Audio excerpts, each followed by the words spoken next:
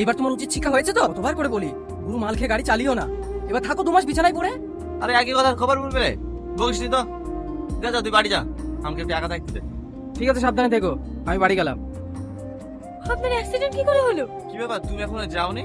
তোমাকে বলেছিলাম না সন্ধ্যার পরে চলে যেতে। যাও যাও যাও যাও। আপনাকে এই অবস্থায় রেখে? আমাকে নিয়ে তোমাকে ভাবতে হবে না, তুমি চলে যাও। কি হলো, দাঁড়িয়ে আছো যে? যাও। আপনার লাগেনি তো? না না, লাগেনি। কোথায় যাবেন? একটু বাথরুমে যেতাম। ঠিক আছে চলেন, আমি আপনাকে নিয়ে যাচ্ছি।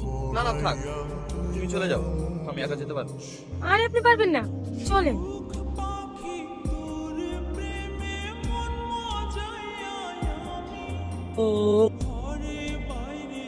কিরে সামান, কেমন আছিস? কিরে গাড়ি নিয়ে এসছি, পুরোপুরি সুস্থ হয়ে গেছে নাকি? আরে হ্যাঁ হ্যাঁ, সুস্থ না হলে গাড়ি নিয়ে আসতে পারি? যাক, খুব ভালো হয়েছে। আয় আয় বস। আরে অনেকদিন পর আমার স্পেশাল কাস্টমার এসেছে রে।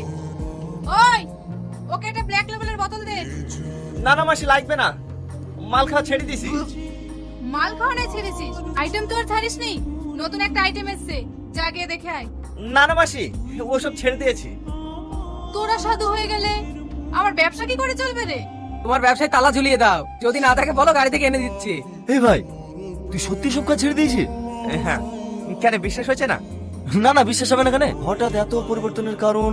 কারণ তুই একদিন বলেছিলি না কোন শাসন করা লোক আসবে, আমি এসব কাজ ছেড়ে দেবো।